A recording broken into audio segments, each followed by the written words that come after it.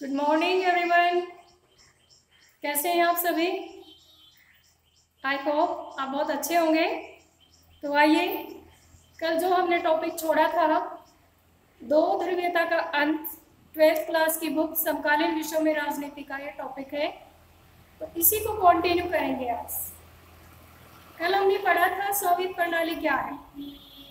हमने देखा कि 1917 की बोल्शेविक क्रांति के बाद सोवियत संघ का निर्माण हुआ था और साम्यवादी समाज की स्थापना हुई थी। ये समाज पूंजीवाद के एकदम विरोध में था और समतामूलक समाज की स्थापना करने का उद्देश्य था इस क्रांति का।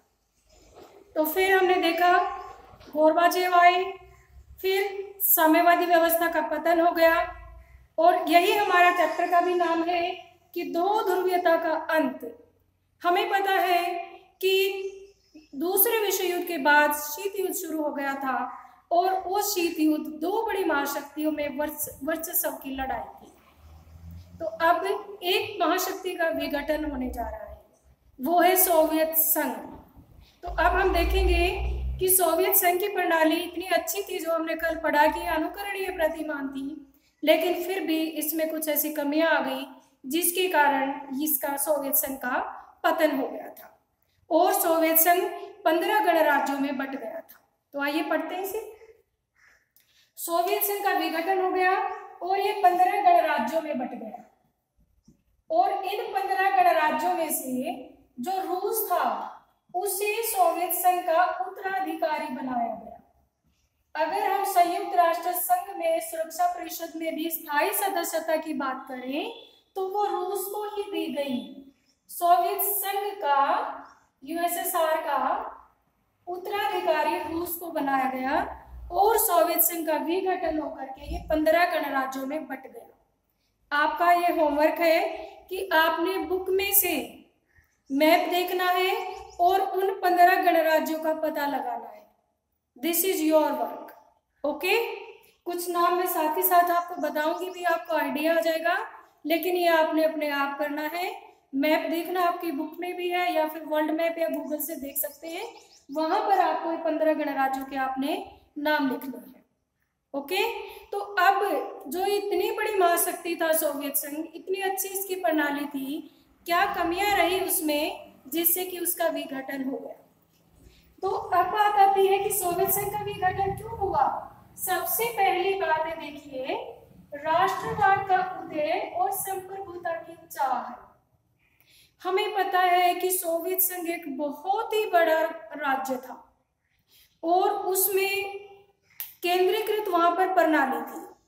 तो कुछ ऐसे राज्य थे, छोटे छोटे दूर दराज के राज्य, उनमें राष्ट्रवाद की भावना पनपी, उनमें अपने क्षेत्र के प्रति अलग प्यार, अलग भावना पनपी और उन्होंने अपने आप को सोवियत संघ से अलग रहने की ठान ली।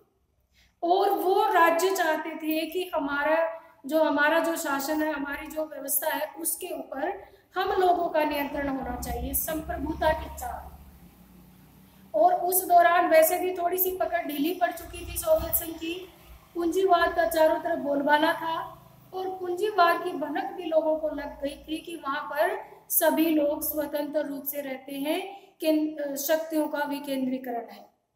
तो राष्ट्रवाद की चाह और संप्रभुता की चाह ने लोगों को सोवियत संघ से अलग करने के लिए प्रेरित किया। तो राष्ट्रवाद की चाह जो सबसे पहले जिनमें उभरी वो राज्य थे बाल्टिक राज्य। बाल्टिक राज्यों में बच्चों हम शामिल करते हैं एस्टोनिया, जो पूर्वी यूरोप के राज्य थे, एस्टोनिया, लताविया और लिथुआनिया।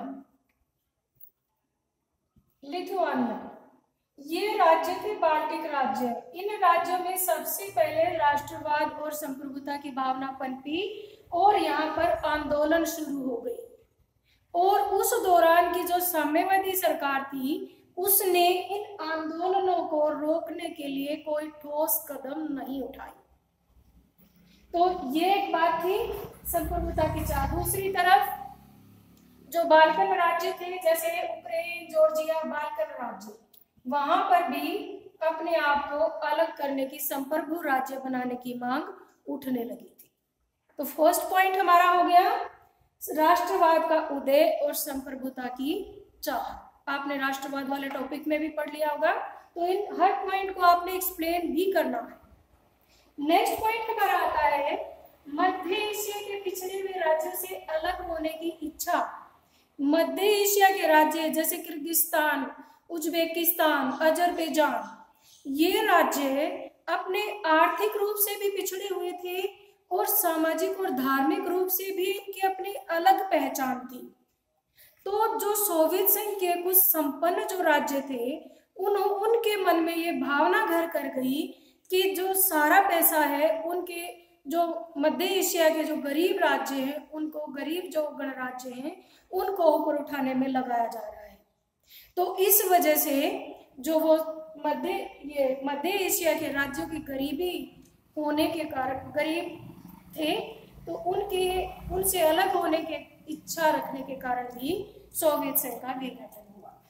तो इसमें मध्य एशिया के पिछड़े हुए राज्य जैसे मैंने आपको बताया, उज्बेकिस्तान, किर्गिस्तान, कजाकिस्तान, अजरबैजान, ये सारे राज्य गरीब थे और जो संपन्न राज्य थे वो इनसे अलग होना चाहते थे, जैसे रूस, जैसे जॉर्जिया, यूक्रेन, ये संपन्न राज्य थे, लेकिन इनमें इन राज्यों से अलग होने की इच्छा ने सोवियत संघ का विघटन करवा दिया।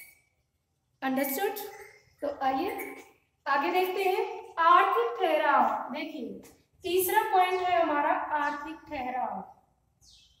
आपको पता है कि शीत युद्ध के दौरान दोनों ही महाशक्तियां ज्यादा से ज्यादा राज्यों को अपनी तरफ मिलाने की होड़ में लगी हुई थी। अब किसी को अपनी तरफ मिलाना है तो उन्हें आर्थिक सहायता भी देनी पड़ती थी, उन्हें और भी कई तरह की, जिस भी तरह की सहायता राज्य को चाहिए होती थी अपनी तरफ मिलाने के लिए, ये जो शक्तियां हैं, जो महाशक्तियां हैं, वो उस राज्य की सहायता करती थी। तो इस वजह से इन राज्यों में जो सोवियत संघ है, इसमें धन की काफी कमी हो गई और रही कई कसर जब निकल गई, तब ये राज्य अपना ज्यादा से ज्यादा हथियारों की होड़ में लग गया। सोवियत संघ में परमाणु हथियार बनाने की होड़ लगी, अमेरिका से ज्यादा शक्तिशाली राष्ट्र बनने की होड़ लगी। तो इस तरह से यहाँ पर इनका बहुत ज्यादा धन खर्च हो गया। एक तो छोटे छोटे राज्यों की सेवा करने में खत्म हो गया और दूसरा परमाणु हथियारों को बनाने में भी आर्थिक रूप से सोवियत संघ काफी कमजोर हो गया और इसकी भनक भी लोगों को लग गई थी। तो लोग सोवियत प्रणाली से नाखुश होने लगे थे, क्योंकि न तो ये इनकी आर्थिक आवश्यकताओं की पूर्ति कर पा रही थी और न ही इन्हें बोलने का मौका दिया जाता था। तो इस तरह से सोवियत संघ में आर्थिक ठहराव आ गया, पूंजी की काफी कमी हो गई और उसके साथ ही आर्थिक ठहराव में वो क्या हुआ था, यहाँ पर जो कृषि थी, सामूहिक खेती थी, उसमें भी उतना उत्पादन अब नहीं हो रहा था, लोगों की प्रतिपूर्ति भरण पूर्ण मुश्किल से हो पा रहा था। तो इस तरह से सोवियत संघ में आर्थिक ठहराव आ गया, लोग इससे निराश हो गए और सोवियत संघ का विघटन हो गया। नेक्स्ट पॉइंट हमारा था प्रशासनिक व राजनीतिक ठहराव।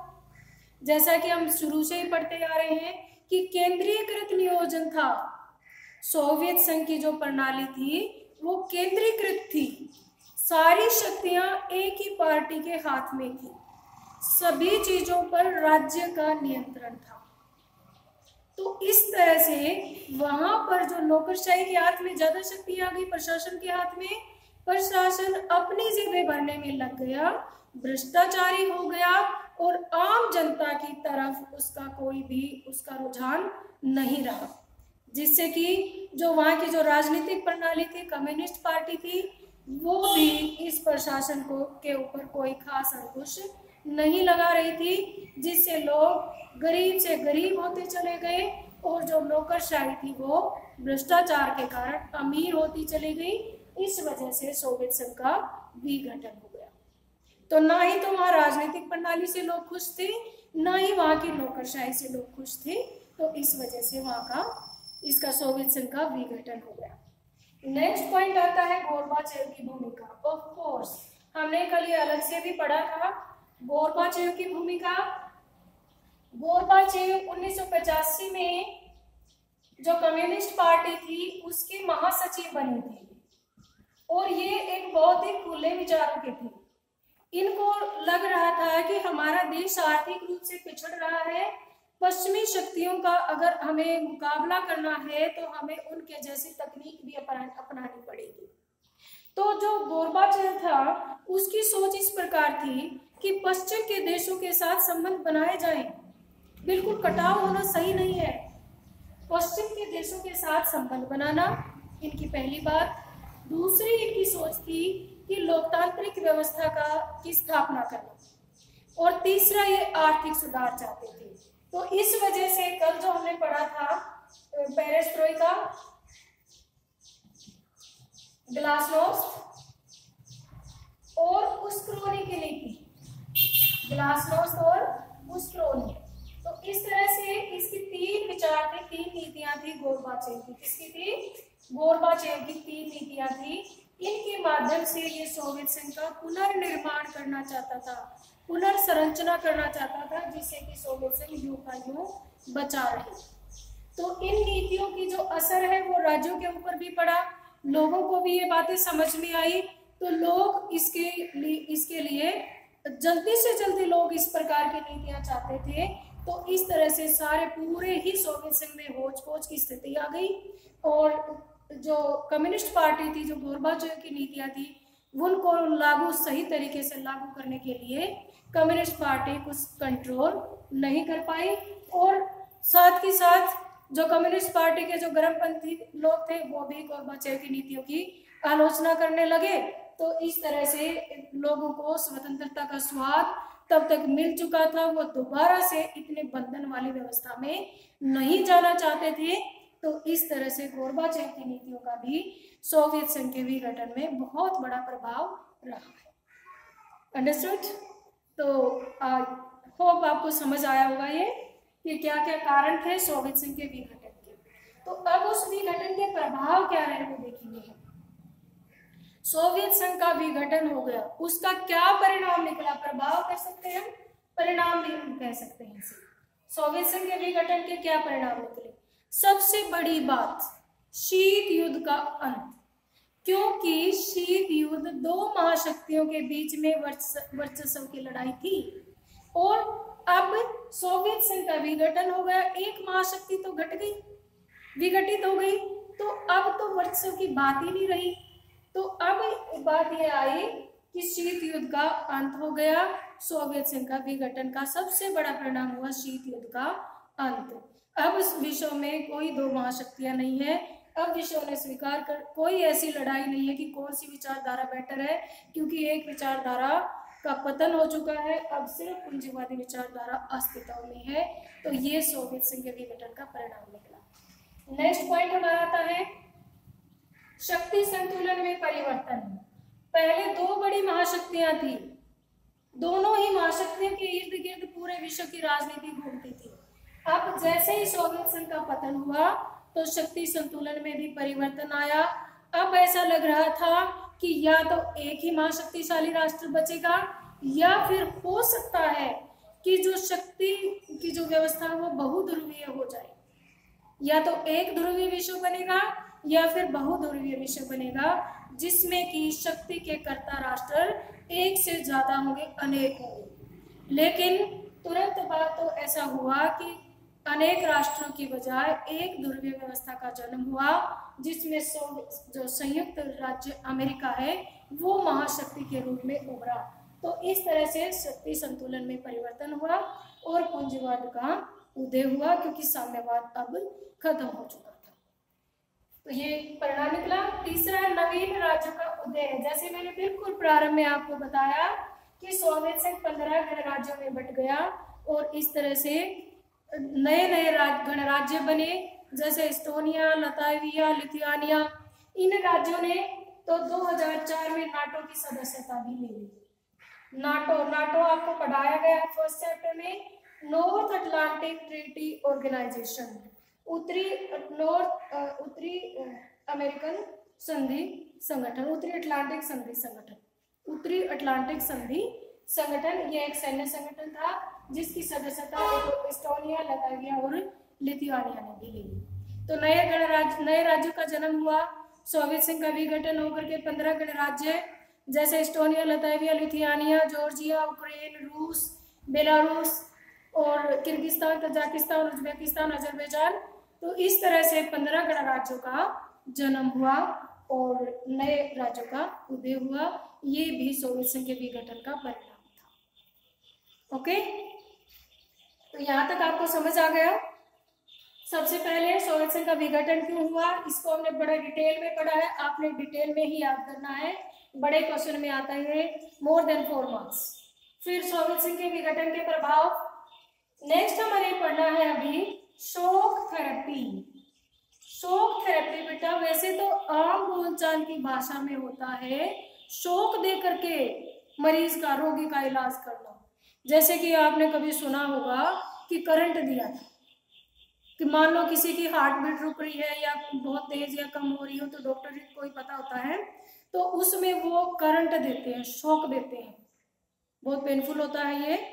तो उससे फिर वो दोबारा से रिवाइव कर जाता है पेशेंट। आम बोलचाल की भाषा में तो हम यही कहेंगे कि उसे शॉक दे करके, उसे कष्ट दे करके रोगी का इलाज करना, कष्ट दे करके रोगी का इलाज करना।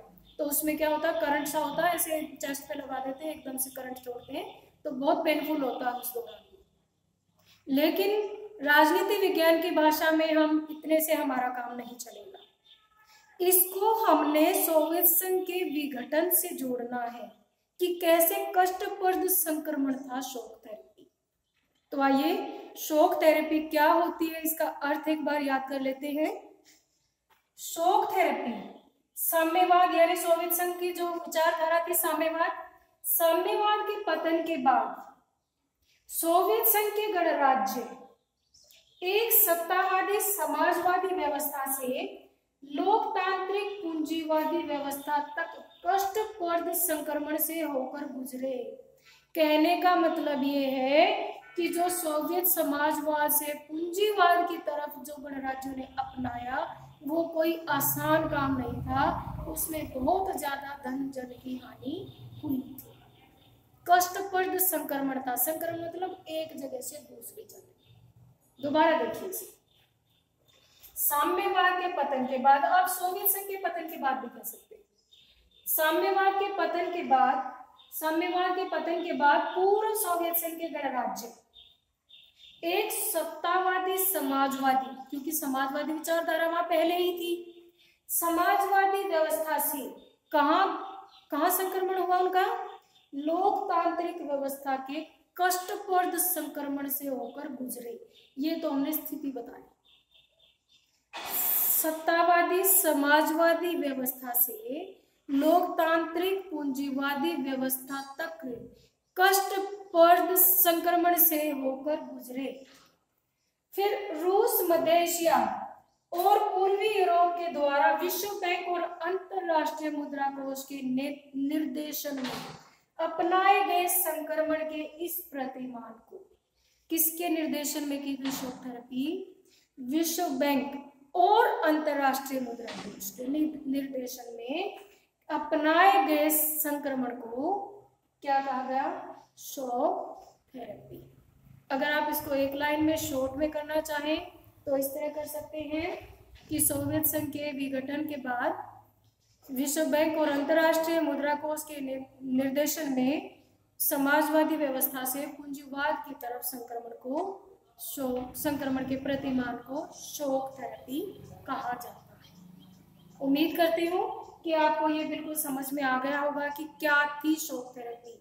मोटे तौर पर समाजवाद से पूंजीवाद की तरफ बदलाव, किसके निर्देशन में, विश्व बैंक और अंतरराष्ट्रीय मुद्रा कोष के निर्देशन।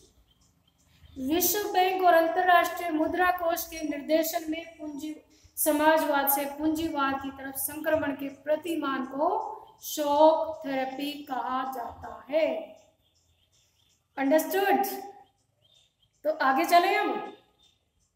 तो शॉक थेरेपी तो हो गई, कष्टप्रद संक्रमण तो हो गया, 15 राज्य बन गए।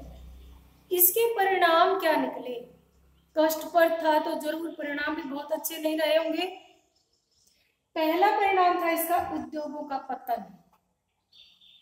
जैसे ही बदलाव आना शुरू हुआ, जो सामूहिक संपत्ति थी उसे निजी हाथों में सौंपने का दौर चला। जो उद्योग अभी तक सरकार के हाथ में थे उन्हें औने पौने दामों पर बेचने का सिलसिला चल पड़ा। लगभग 90% उद्योग औने पौने दामों पर बेच दिए गए। विशेष विश्व की सबसे बड़ी गैराज सेल भी कहा गया। सिर्फ कई बार इतना पूछ लिया जाता है कि विश्व की सबसे बड़ी गैराज सेल से आपका क्या अभिप्राय है। तो विश्व की सबसे बड़ी गैराज सेल सोवियत संघ में शॉक थेरेपी के दौरान जब साम्यवाद से पूंजीवाद की तरफ विघटन हो रहा था, संक्रमण हो रहा था, तो उस दौरान लगभग 90% उद्योगों को औने पौने दामों पर बेच दिया गया। इसे विश्व की सबसे बड़ी गैराज सेल भी कहा गया। तो एक तो परिणाम ये निकला, जो सार्वजनिक उद्योग थे वो बहुत सस्ते में इधर उधर, और ज्यादातर उनको लेने वाले भी वही लोग थे जो पहले से नौकरशाह थे, जो भ्रष्टाचारी लोग थे, उन्हीं ने इन्हें खरीदा भी। गरीब जनता तो अब भी गरीब ही रह गई। सेकेंड पॉइंट आता है भोजन व खाद्य सुरक्षा का पतन। पहले सामूहिक खेती होती थी, राज्य लोगों की हर सुविधा का ध्यान रखता था, लोगों ने अपने पास कुछ बचा के ही नहीं रखा हुआ था। तो इस वजह से जैसे ही ये संक्रमण का दौर आया, समाजवाद से पूंजीवाद की ओर संक्रमण का दौर आया, तो फिर क्या हुआ कि लोगों के पास खाने के लिए भी कुछ सामान नहीं बचा था। जो वहां की मुद्रा थी रूबल, सोवियत संघ की जो मुद्रा थी रूबल, उसका भी अवमूल्यन हो गया। रूबल की कीमत काफी घट गई। लोगों के पास जो थोड़े बहुत पैसे बचे थे वो भी मुद्रा घटने के कारण खाद्यान्न की कीमतों में एकदम से उछाल आ गया और उनके सारे के सारे पैसे खाने पीने की चीजों में ही खत्म हो गए। तो इस तरह से भोजन व खाद्य सुरक्षा का पतन भी शॉक थेरेपी का परिणाम था। नेक्स्ट आता है सामाजिक परिवर्तन। सामाजिक परिवर्तन भी इसमें बहुत ज्यादा फर्क पड़ा लोगों के ऊपर। जो लोग बेचारे गरीब थे वो और ज्यादा गरीब हो गए। जो राज्य की दी हुई सुविधाओं पर जो अपना गुजारा करते थे वो लोग बेचारे बहुत ही ज्यादा गरीब हो गए। और जो लोग पहले से भ्रष्टाचारी थे, नौकरशाह थे, उन्होंने अपनी संपत्ति इकट्ठा करना शुरू कर दी। इस तरह से समाज में भी परिवर्तन आया। कुछ लोग बहुत गरीब हो गए, कुछ लोग बहुत अमीर हो गए। गरीब और अमीर की खाई काफी बढ़ गई थी। नेक्स्ट पॉइंट आता है दिवालियापन। दिवालियापन तो लगभग 1500 बैंकों का और वित्तीय संस्थाओं का दिवालिया निकल गया। 10,000 के करीब जो शेयर मार्केट थी उनमें वो डूब गए पूरी तरह से। तो लोगों के जो पैसे थे बैंकों में थे, बैंक दिवालिया हो गया तो लोगों को उसका कुछ पैसा नहीं मिला। बहुत ज्यादा आर्थिक संकट से के दौर से उस समय सोवियत संघ गुजरा। जन आधारित सरकारों के निर्माण में असफल, जैसा कि पहले दिख रहा था कि कम्युनिस्ट पार्टी की सरकार को हटा करके लोकतांत्रिक सरकार का गठन किया जाएगा। बोरिस येल्सिन को पहला राष्ट्रपति भी बनाया गया, चुना हुआ राष्ट्रपति था, हालांकि वो कम्युनिस्ट पार्टी से ही था। लेकिन जैसा लोगों ने सोचा था उनके मनमाफिक सरकारें नहीं बनी। जो भी सरकारें बनी वो इस परिस्थिति को संभालने में असफल रही। वो सरकारें जो शॉक थेरेपी के जो प्रभाव थे, लोग जो त्राही त्राही कर रहे थे, उनको संभालने में वो सरकारें असफल रही। तो इस तरह से शॉक थेरेपी के बहुत ही बुरे परिणाम निकले और इसमें ये सबसे बड़ी गैराज सेल थी। खाद्य सुरक्षा का भी पतन हो गया था। लेकिन धीरे धीरे फिर क्या हुआ, जैसे आज के दिन हम सोवियत रूस को देखें, क्योंकि रूस उत्तराधिकारी है ना, जो मैंने स्टार्टिंग में आपको बताया था, रूस सोवियत संघ का उत्तराधिकारी राज्य बना। जो उसको पद जो सोवियत संघ को मिले हुए थे अंतरराष्ट्रीय संस्थाओं में, वो सारे रूस को मिल गए। अब अंडरस्टैंड। तो वहां पर अब जो छोटे छोटे गणराज्य थे, जो अलग अलग राज्य हुए, मध्य एशिया के जो राज्य थे, जो गरीब राज्य थे, अब धीरे धीरे उनमें भी उन्नति होने लगी है। तो 2000 के बाद तो रूसी व्यवस्था बहुत अच्छे से संभल गई है और वहाँ पर जो मध्य एशिया के गणराज्य जो राज्य हैं, उज्बेकिस्तान, अजरबैजान, वहाँ पर तेल का बहुतायत है। तो बाकी राज्य वहाँ से अपनी पाइपलाइन दबा करके अगर तेल दूसरे राज्यों से भी उनके बीच से होकर लाते हैं तो उनको उस लैंड को वो लीज पर दे देते हैं, जिससे उन राज्यों में भी अब अर्थव्यवस्था सामान्य है, पटरी पर आ गई है। रूस जो सोवियत संघ का उत्तराधिकारी है अब अपनी एक अच्छी स्थिति में आ गया है। संक्रमण के दौर से अब वो पूरी तरह से उभर चुका है। Got it? तो यहाँ तक हमारा चैप्टर हो गया है। कल हम भारत और सोवियत संघ के आपसी संबंधों के बारे में बात करेंगे और जो छोटे मोटे जो मध्य पूर्व एशिया के जो राज्य हैं उनमें कहाँ कहाँ अभी भी परेशानियां हैं, अभी भी दंगे हैं, उनके बारे में भी हम कल बात करेंगे। तो आपने जितना मैंने पढ़ाया है उसको आज अच्छे से आप कर लीजिएगा। Thank you, all the best.